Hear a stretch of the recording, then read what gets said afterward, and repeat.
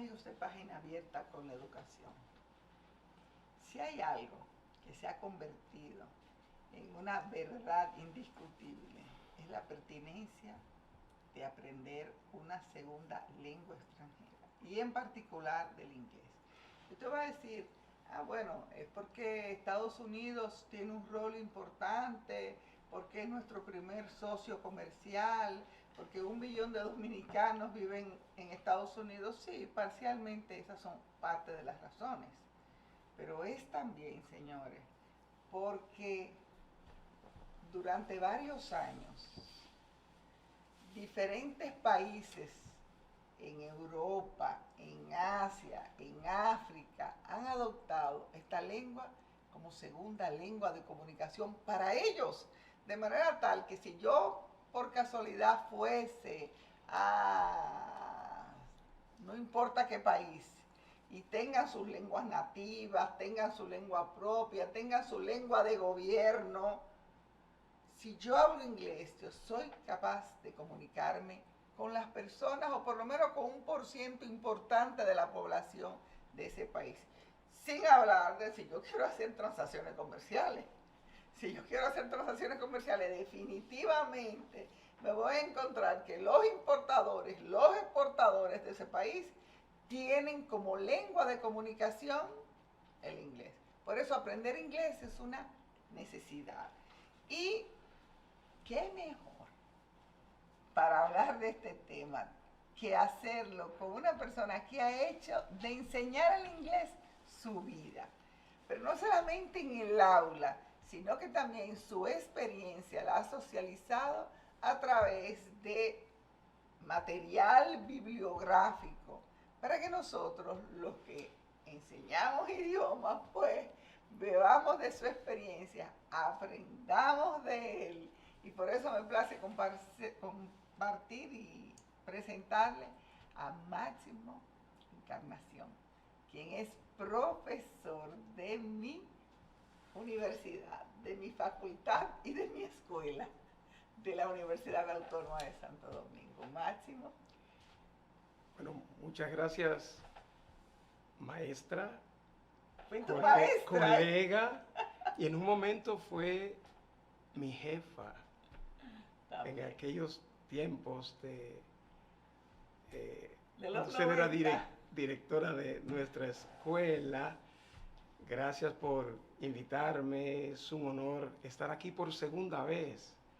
Recuerdo que la primera vez vinimos a hablar de escritura acompañando a la doctora Meg Peterson, no se me olvida. Sí, muchas gracias por la invitación. Estamos dispuestos, muy contentos de compartir con la audiencia estas ideas lo ha dicho muy bien, que ya se han convertido como un brazo mío, como una pierna mía, porque vivo con ellas las 24 horas. ¿Qué te llevó a ti a no solamente aprender inglés, sino a hacer del inglés tu razón de vivir?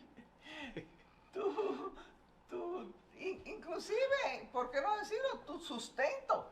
Porque de precisamente aprendiste el inglés bien y además vives, y eso es tu sustento, pero además, en el caso tuyo, uno percibe que no es solamente un afecto porque te produce los bienes con que sustentarte tú y tu familia, sino que es algo que tú lo sientes, tú lo vives.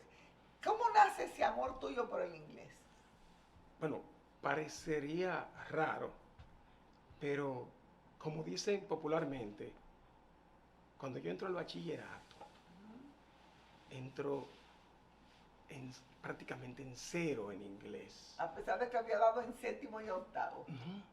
En 8º me dieron un poquito de inglés. Y fue un estudiante de medicina y profesor de matemáticas me impartió inglés. Bueno. Me acuerdo que él me enseñó today en vez de today. Me acuerdo como ahora. Y allí yo era el hazme reír. En primero de bachillerato yo era el hazme reír A pesar de que el profesor tenía esa dicción tan precaria. Sí, O sea, no, yo era el hazme reír en mi del curso de curso. bachillerato. Es que yo no sabía nada y me estaba yendo muy mal. Y mi profesora me dijo, pero mira, ¿qué vamos a hacer? Mira, a ver un instituto por ahí. Bueno, pues le pedí a mi papá que me enviara a un instituto que estaba muy de moda en ese tiempo, del cual yo pasé a ser profesor al terminar. Qué bueno. Sí, y ahí, pero hay una cosa muy interesante, y es que yo quería ser arquitecto y pintor. Yo fui a la Escuela de Bellas Artes por 2 años, pero En la escuela de en la Escuela pintura. de Bellas Artes, sí, artes plásticas. Y mira que es una buena escuela donde,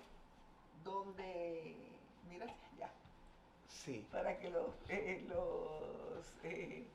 las personas pudieran verte más de cerca. sí, Yo te quería decir, eh, en, en esa escuela de Bellas Artes es una escuela que ha dado grandes maestros, pero además son como 3 años, ¿no verdad?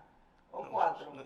es 4 o 5 años. O sea que, Sí. pero 2 años te dio una buena Sí, base. me quedé en dibujos y esas cosas, pero ahí conocí, era director Guillo Pérez, el gran Guillo Pérez, lo conocí Y me ahí. imagino que hacías viaje al río.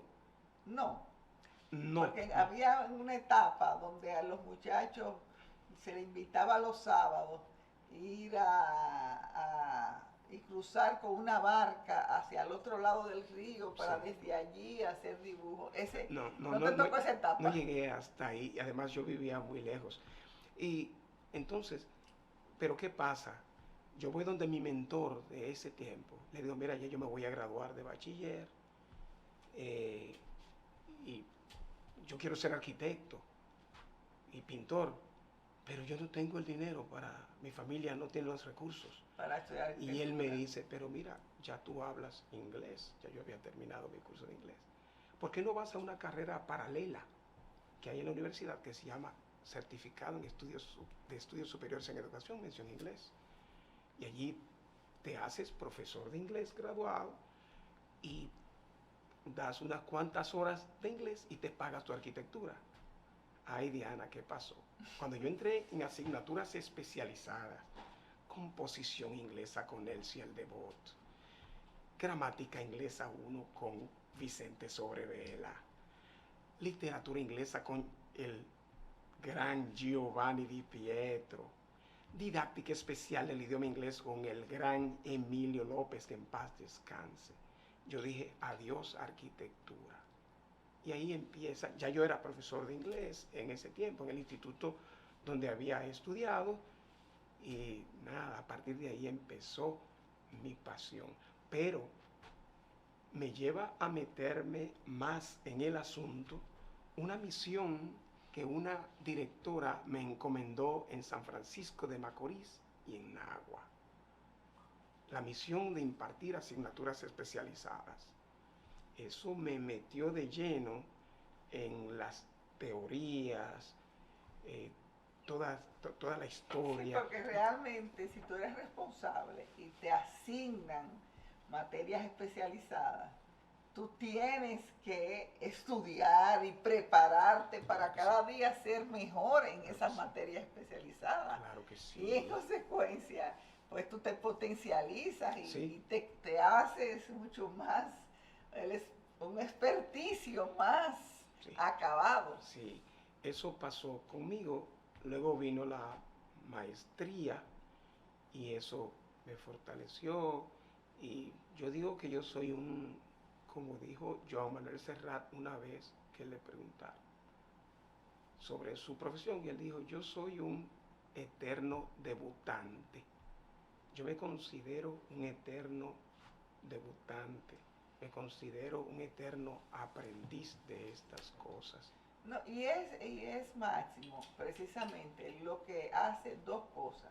Número uno, que hace que tú cada vez seas un poco mejor, Sí, ¿no verdad? Pero además lo que te da incentivo en la vida, claro que porque sí. si ya tú lo aprendiste todo y solamente tienes que repetir lo que aprendiste, tú realmente no estás creciendo tú como Eso. individuo, tú estás haciendo crecer a los otros y hacerlo crecer parcialmente. Porque si tú sigues aprendiendo permanentemente, creces tú y haces crecer más a los demás. Claro que sí. Mire, en mi primer libro relacionado con la enseñanza que que yo escribí, eso fue por el año 2001, un libro de metodología de la enseñanza, yo digo, la educación es un acto de convivencia humana. Y si no hay, no se da esa interacción maestro-alumno a lo humano, pues el mensaje no va a llegar.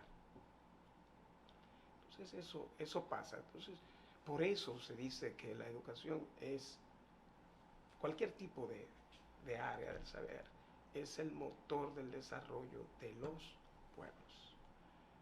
Entonces, usted y yo estamos metidos en... Máximo, yo nunca he hecho el servicio de ir a los centros regionales, a los recintos.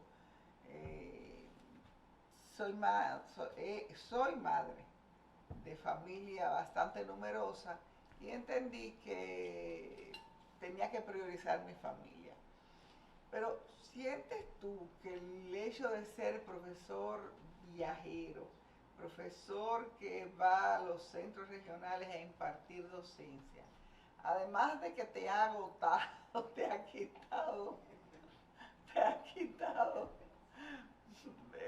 tiempo de tu familia, pero sientes tú que te ha hecho crecer, que realmente es una experiencia que te ha hecho ser mejor persona, que te ha hecho ser mejor profesional?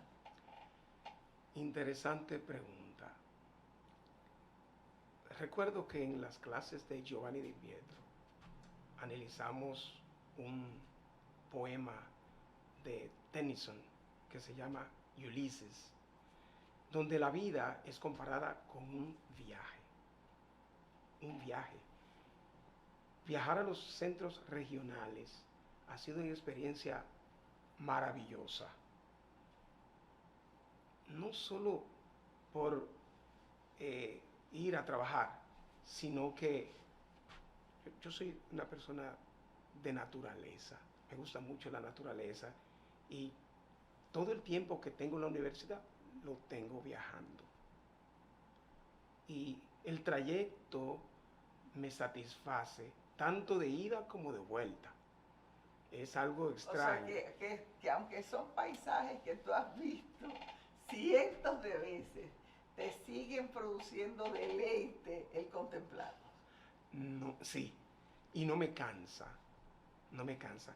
También luego el ir de aquí, de Santo Domingo, a un pueblo del interior, a acompañar, a guiar, a orientar a esos estudiantes que muchas veces su problema para graduarse es completar las asignaturas especializadas y con tantas dificultades que se padecen en los centros regionales, porque para nadie es un secreto que capital es capital, no debería ser así, pero ellos tienen muchísimos problemas allí en los centros regionales y cuando encuentran a una persona que va a ayudarles, a guiarles, a orientarles, pues es como si vieran el cielo abierto. Señora, vamos a seguir hablando con Máximo Encarnación. Máximo es profesor de la UAS, es una persona que sirve sus conocimientos no solamente en la sede central, sino que, como nos explica, va hacia los centros a formar los profesionales que in situ, allí, lo cual es muy importante, señores, porque normalmente cuando un estudiante se traslada desde su pueblo hasta Santo Domingo a estudiar, comienza a desarrollar una vida económica aquí, unas relaciones que lo desarraiga de su entorno. Por lo tanto, el hecho de que existan estos centros es una garantía de que la migración hacia la capital se va a limitar, pero además que se van a desarrollar esos lugares donde estos centros regionales están funcionando. Él nos va a seguir hablando de su experiencia académica y además de su experiencia que la ha plasmado en un libro para enseñar inglés.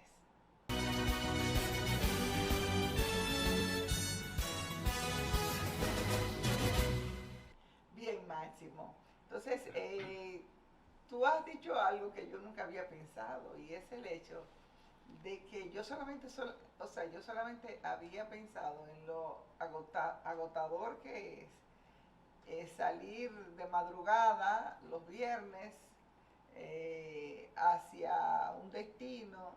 Normalmente te juntan muchas horas de docencia, lo cual significa que tú llegas a las 9 de la mañana y posiblemente ahí mismo ya comienzas a impartir docencia 9 a 12, 12 a 2 o a 3, 3 a 6 y quizás hasta la noche, irte a acostar muerto de cansado para el día siguiente volver a dar clases hasta la tarde y en la tarde regresar para llegar a tu casa de noche muy agotado. Yo solamente había pensado, pero tú dices que independientemente de que tú tenías ese agotamiento físico, tenía una satisfacción de compartir con la naturaleza, de mirar los bellos paisajes que hay en el país, pero además de servir en un punto del país donde tú sientes que tú como profesional eras más necesario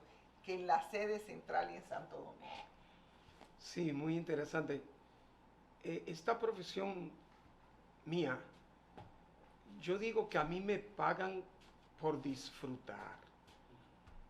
Cuando han pasado 2 meses y algo de vacaciones de verano, ya yo me siento inquieto por ir a compartir con mis estudiantes.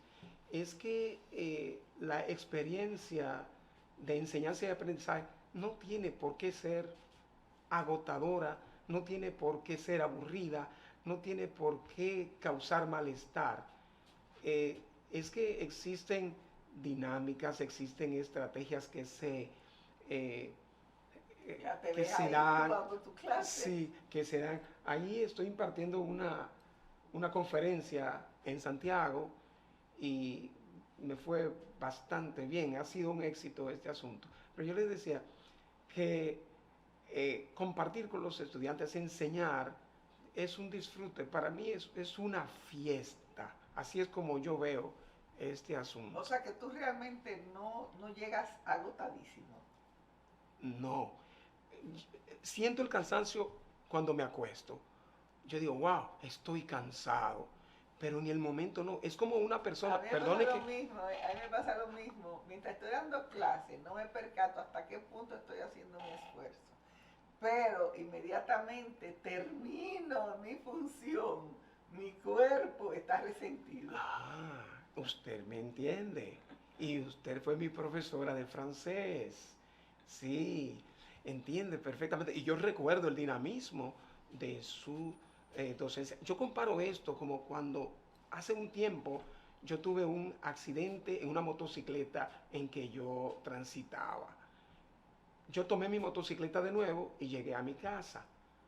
Luego fuimos en la motocicleta al médico y cuando yo regresé a casa fue donde yo sentí el dolor. Lo mismo pasa con este asunto. Es un asunto de una sustancia que uno tiene en el cuerpo que se llama adrenalina.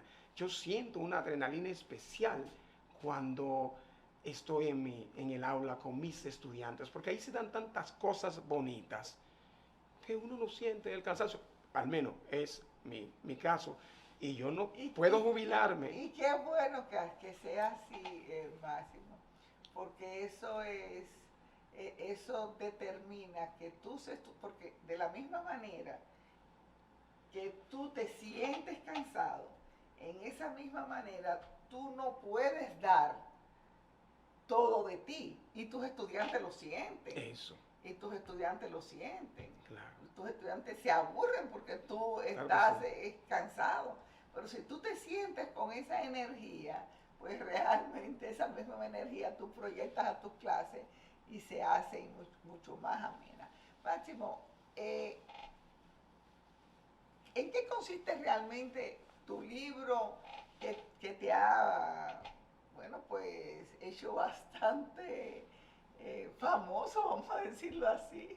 Sí. ¿Qué es lo en qué consiste tu libro? Sí, yo quiero empezar por la génesis del libro. A lo largo de mi carrera, como primero como aprendiz y luego como profesor, docente de esta área tan bonita que ya se hace técnico, licenciatura, maestría y doctorado en enseñanza de inglés como lengua extranjera o enseñanza de inglés como segunda lengua. O sea que es toda una área. Cuando yo me empecé como aprendiz y luego como educador, pues yo me doy cuenta que hay problemas con el aprendizaje del idioma. Recuerden que se habla de educación centrada en el estudiante, enseñanza centrada en el estudiante. Ya los entendidos, los tratadistas en el problema, en esto de enseñanza de lenguas, se han dado cuenta que hay que centrarse en el estudiante. Y yo me he centrado desde hace muchos años en el estudiante, a ver su problemática.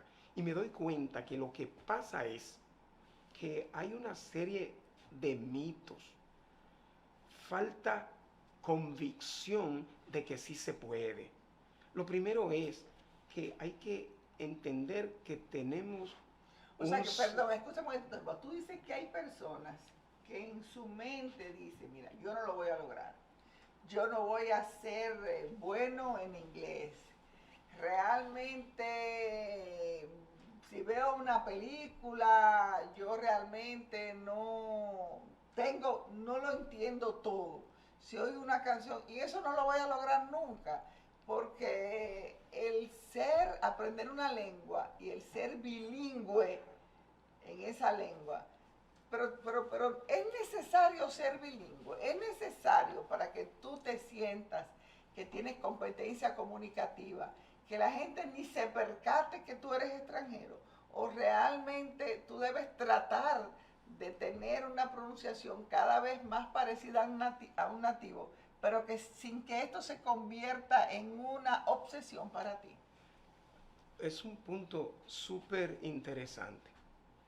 Yo quiero remitirme a una experiencia que tuve allá en New Hampshire, en una experiencia de corte escritural por un mes en un verano. Allí nos encontramos con un grupo de pakistaníes, maestra, los hindúes, los árabes, se comunican en inglés. Sí. Yo conocí a un pakistaní que me dijo, I am a scientific person. Él se comunicó conmigo. El asunto de los acentos, el asunto de... muy fuerte, los asiáticos. Sí, sí. Pero lo que yo digo es que lo más importante es la comunicación entre culturas, entre personas, etcétera. No importa la lengua. Y si usted está comunicando, pues está bien. ¿Entiende? Entonces, eso de parecerse a un nativo, bueno, si hablamos de nativo, tenemos que hablar de acento. Claro. Entonces habría entonces que asumir un acento y es una limitante. Lo que hay es, eso exacto, sí, pronunciar bien. El hecho de que tú, por ejemplo, a mí me pasa con los canadienses francohablantes. Ya. ¿Entiendes? O sea, inmediatamente yo oigo un canadiense francohablante. Inclusive yo misma bromeo y hablo como canadiense francohablante. Sí, sí. Porque es como aquí hay gente que se ponen a imitar a los colombianos, o a los chilenos, claro, o a los mexicanos. Claro que sí. Entonces, realmente no hay que tener ese acento, porque de tenerlo, tú realmente pasas a actuar y a ser otra persona, inclusive. Usted me entiende, y poca gente entiende eso, sobre todo aquí en este país, que es la experiencia que nosotros estamos viviendo a diario. Otro mito que se tiene es que si usted no traduce, pues no aprende. Y otra cosa, si usted no aprende gramática primero, las reglas, usted no aprende. Si no se mete en los libros de texto de entrada, pues tampoco aprende. Esos son de los mitos que nos bloquean para el aprendizaje. ¿Qué tú piensas de ese tema? Porque mucho se discute de que debería ser primero una exposición oral y luego de una gran exposición oral, ¿o piensas tú que concomitantemente se pueden hacer ambas cosas, que es lo que nosotros hacemos en la práctica? O sea, nosotros los exponemos al oral, pero gradualmente, ¿no? A medida, y luego pues vamos pues explicando un poco de la gramática, porque no son niños. La gente dice, no, porque son como los niños. Realmente, inmediatamente tú creces, tú te planteas, bueno, pero ¿cómo es que funciona esto? O sea, un niño quizás no lo piensa, pero una persona a medida que ya tiene cierta conciencia, pues sí lo piensa. ¿Cuál es tu parecer sobre enseñar? Bueno, no es solo mi parecer, es que ya los cientistas de la lingüística, la neurolingüística, ya han determinado que los niños aprenden mediante la interacción, mediante el juego, integrando todo esto a sus vidas. Los adultos también se ha determinado que aprenden de una manera holística, donde las 4 destrezas se integran. Y para muestra basta un botón. Yo imparto inglés elemental 1 en la Escuela de Idiomas en la Universidad Autónoma de Santo Domingo, y en una sola lección, maestra, mis estudiantes escuchan, hablan, leen y escriben, todo integrado, y les va bastante bien. Pero haciendo eso gradualmente, en la medida en que son expuestos a una exposición, valga la redundancia, particular de o sea, de un acto de comunicación. Claro que sí. Es que las estrategias metodológicas mandan una serie de pasos que se deben dar. Primero, hay que entender que nosotros, los seres humanos, tenemos alrededor de 500,000 de años caminando por esta tierra. Y que escribiendo y leyendo podemos tener poco más de 3,000 años. O sea, que hablando tenemos una inmensidad de tiempo. Hemos hablado por más tiempo que lo que hemos escrito. También existen muchas culturas en el mundo que no tienen escritura, que su vida es todo oral. De hecho, la lengua creol, de que se formó con la formación de los pueblos pues, caribeños, vamos a hablar del creol caribeño, no fue hasta hace pocos años que ciertos lingüistas dijeron, bueno señores, pero esto ha sido oral, porque ¿qué pasaba? Las personas que vivían en Haití pues se comunicaban en creol, pero los que tenían escolaridad, al momento que iban a escribir, pues escribían en francés. Entonces no habían creado un sistema de escritura que recogiera los sonidos de la lengua creol.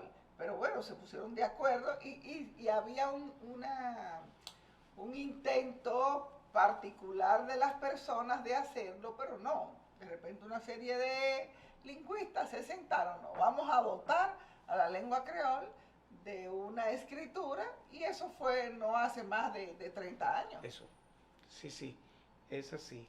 Entonces, ¿qué pasa? Los niños aprenden así, pero los adultos sí aprenden con las destrezas de manera integrada. Entonces, Vamos a seguir hablando, señores, con Máximo Encarnación sobre su experiencia y de cómo él pues ha recogido en un libro esta experiencia y cómo nosotros como profesores de idioma o como aprendices del idioma podemos sacar partido a esta producción bibliográfica que él ha denominado el autoaprendizaje de inglés. Perfecto.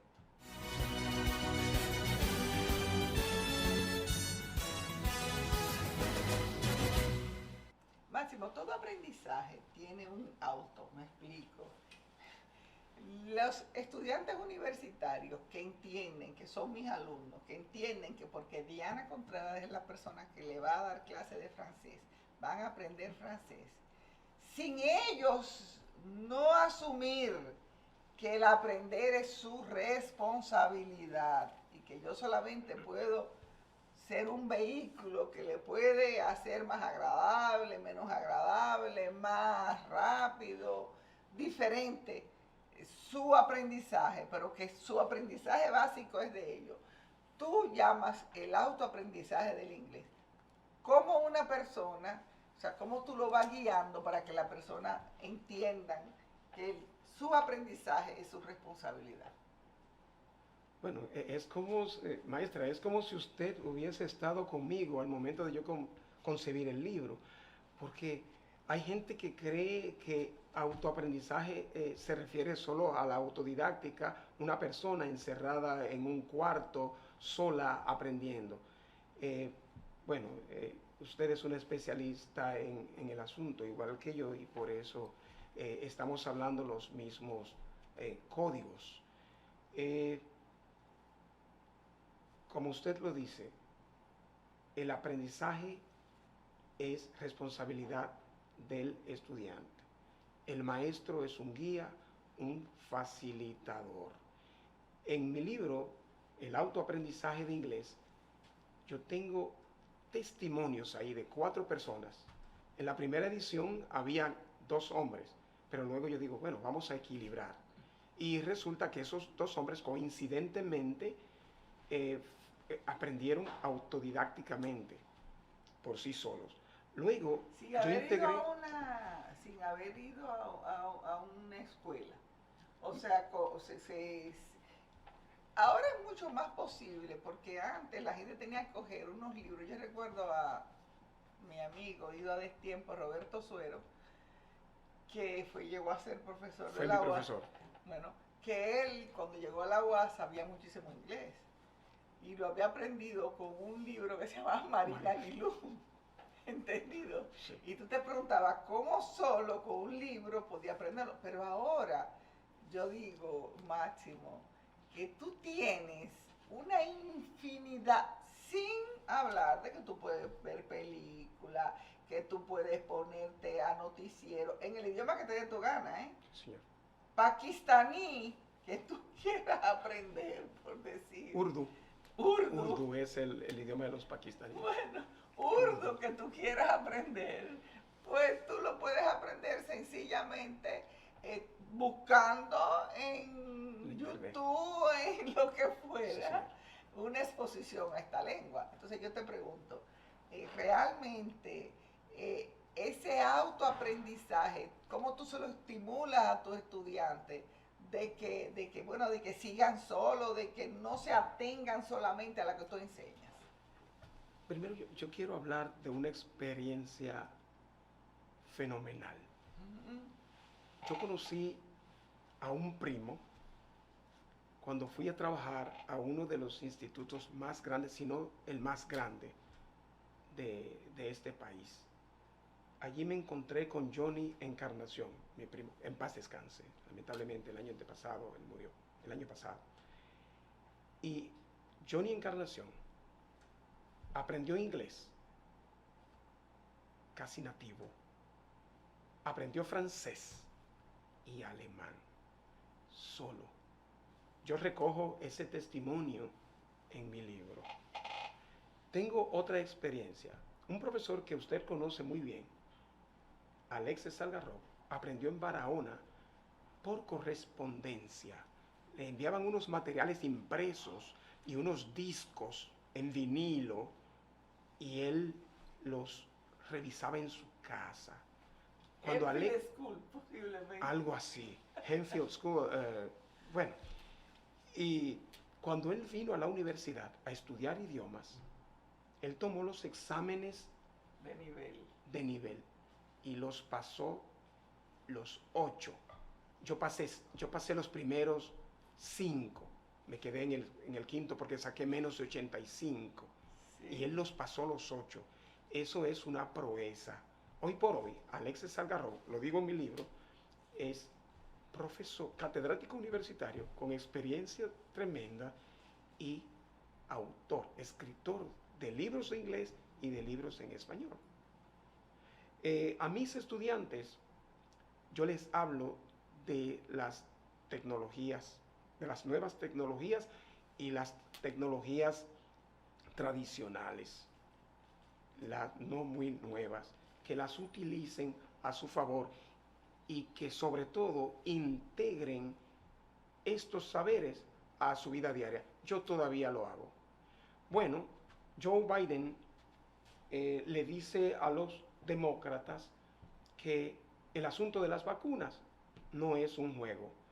Pero me parece que ayer lo vi en una entrevista que le hicieron expresar esa frase. Pues hoy yo veo que la resaltan. Pero ¿dónde yo vi resaltar esa expresión de Joe Biden? En televisión en inglés. Todos los días yo me expongo al idioma inglés mediante un noticiero, pero mis estudiantes pueden exponerse mediante canciones, mediante deportes, mediante cualquier tipo de programa donde ellos se expongan a la lengua. A nivel ya eso es a nivel auditivo, pero ¿qué pasa a nivel oral? Producción oral. Sí, producción oral. Ya eso es especializado. Yo me cuido de porque la gente. Bueno, pero sí, producción oral, el hablar, el emitir sonidos con la boca, sonidos que tengan sentido, que envíen mensajes, por decirlo así. Que sean capaces de comunicarse. Comunicarse. Pues, ¿qué hacer aquí? Bueno, si usted aprendió en mi inglés elemental el primer día de clases que para saludar usted dice hello, pues ¿por qué no en cuanto usted llega al aula a sus compañeros, en vez de decirle hola, ¿por qué no decirle hello? ¿Por qué no decirle hello a sus familiares? Como lo hacía yo. En cuanto yo llegaba a mi casa, después de venir del instituto, pues yo les decía todo lo que me habían enseñado ese día en mis lecciones de inglés. En cuanto a la lectura, ¿qué hacer? Bueno, se puede empezar por los libros de texto que usted está estudiando ahí, con un diccionario al lado. Y luego, según el nivel, pues hay cuentos clásicos hasta de una sola página. Las fábulas de Esopo tienen hasta menos de media página, algunas de esas fábulas. Eso para la lectura. Y para la escritura, ¿por qué no hacer la agenda del día en inglés? La lista de compras. ¿Por qué no? No se me ha ocurrido lo de la lista de compras y es una manera, pues, de practicar definitivamente. O llevar un diario también. Eso es muy... O sea, si tú tienes una agenda, puedes llevar tu agenda en inglés o en la lengua que tú estés aprendiendo, que puede ser inglés, que puede ser francés, que puede ser alemán. Yo llevo mi agenda, desde hace muchos años, llevo mi agenda en inglés. Veo ese noticiero en inglés. Ando aquí en mi bulto, yo traje mi libro en inglés, que tiene una historia bastante interesante. Mi hermana es comunicadora y se fue a vivir a España y dejó su bibliotequita en la casa y yo me encontré con ese libro que se llama en español El cerebro y la mente. Empecé a leerlo, pero como que decía, pero este libro como que no me está debe haber algún problema con este libro porque no lo estoy asimilando. Este libro me parece medio raro, el idioma español me parece raro y cuando lo busqué encontré que era una traducción. Oh, espérate. ¿Qué dije? Bueno, anoté el nombre del libro en inglés, lo mandé a pedir por la red, me llegó y ahora me lo estoy disfrutando. Yo siempre estoy leyendo un libro en inglés. Eso también yo se lo recomiendo a mis estudiantes. O sea, tú a tus estudiantes los estimulas a que lean, a que escuchen, a que produzcan y sobre todo, porque te conozco, a que escriban. ¿Por qué tú has priorizado tanto la escritura? Maestra, yo a los entre 12 y 13 años yo escribí mi primer poema. Tuve un sueño, de esos sueños de niño, esos sueños de amor platónico, y en cuanto me levanté, escribí mi poema y se lo recitaba a todos mis tíos. De en adelante, cuando yo tenía 14 años, que fue cuando yo me convertí en lo que dice por ahí un buen estudiante, yo no era buen estudiante de los 14 años hacia atrás, comencé a sentir un poquito de vergüenza por cosas que pasaban y yo decidí dedicar tiempo a los estudios y ahí dicen que yo soy buen estudiante, pero yo no creo que sea ningún genio, ni mucho menos, sino que soy una persona que se dedica. Yo me dediqué y yo pasaba por genio en mis clases. Yo era uno de los mejores, pero ellos no sabían que yo me metía a la biblioteca todas las tardes, la tarde entera, y hasta me adelantaba a los demás. Y así no pasaba vergüenza, por decirlo así. Entonces, ¿qué pasa? Me metía, conocía a Pablo Neruda, conocía a Calderón de la Barca, conocía a todos esos autores y yo me dio ese gusanito, como se dice, ahí en la barriga y me dio por escribir. Yo siempre he escrito. De la misma manera que a ti te produce un gran placer contemplar el espectáculo de la naturaleza cuando te trasladas a un sitio, de esa misma manera tú sientes un gran placer a lo que está en tu cabeza, lo que te pasa por la mente, expresarlo mediante los textos escritos. Tengo una experiencia. Quiero decir que hay un poemario mío que va a salir el año que viene. Ya está listo, hay algunas cositas que hay que hacer. Está en la editora ya y va a salir el año que viene. Pero les voy a contar sobre el halcón peregrino. Yo iba en un autobús hacia San Francisco de Macorís. En ese tiempo llegó al país un ave migratoria, un halcón, que era monitoreado por una sociedad científica canadiense, y él se ponía siempre en una antena de radio en el centro de San Francisco de Macorís. Yo vi al halcón peregrino, yo lo vi, y luego querían matarlo porque él se comía las palomas del Parque Duarte. Y todas esas cosas produjeron en mí como una inquietud y comencé a pensar, oye, pero este halcón, ¿qué pasa? Y yo comencé a sentirme como el halcón. Entonces empecé a hacer lo que me dijo Alex Ferreras, una personificación del halcón. Y escribí un poema que se llama Halcón Peregrino, que aparecerá en mi próximo libro. ¿Y el halcón peregrino sigue viniendo a República Dominicana o ya no tiene, No. O desgraciadamente los habitantes le mataron? No, el halcón, el halcón llegó a Canadá. Felizmente él se perdió en el camino un par de veces, pero luego Tuvo su viaje de retorno feliz. Feliz. Un amigo mío me dijo, mira, mataron al halcón. ¿Cómo va a ser? Mire, todavía me da cosa. Yo dije, ¿cómo va a ser? Y yo investigué, me metí en la red, investigué que el halcón había llegado. Luego, yo me imaginé que el halcón conoció aquí a un guaraguao y se hicieron amigos en la cordillera central. ¿Está aquí? Espere, maestra.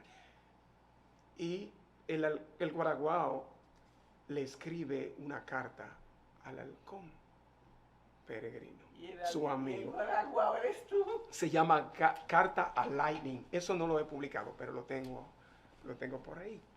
Entonces el halcón llegó y felizmente y todo eso. Pero la escritura es sumamente importante. Se dice que la escritura en cualquier lengua es la competencia como sí, porque lo que tú vas a escribir es algo que tú has reflexionado, que tú has pensado y que inclusive tú le has dado hasta voz, posiblemente. Sí. O sea que Sí. Tú estás practicando no solamente el escrito, sino que estás practicando todas las destrezas concomitantemente para plasmarla en un escrito. Sí. Señores, el tiempo pues es nuestro enemigo. Conversar con Máximo Encarnación es un gran placer, pero creo que pudimos compartir con él primero su gran experiencia de profesor y además su experiencia en una producción, libros que usted puede adquirir a través de Amazon, ¿no? Sí. De Amazon. Amazon, tanto en físico como en digital. También está en físico en la librería Solano, en la librería de la Universidad UNAPEC y está también en la librería de la editora Amigo del Hogar. Perfecto, señores. Se llama Técnicas. El autoaprendizaje de inglés. Autoaprendizaje de inglés.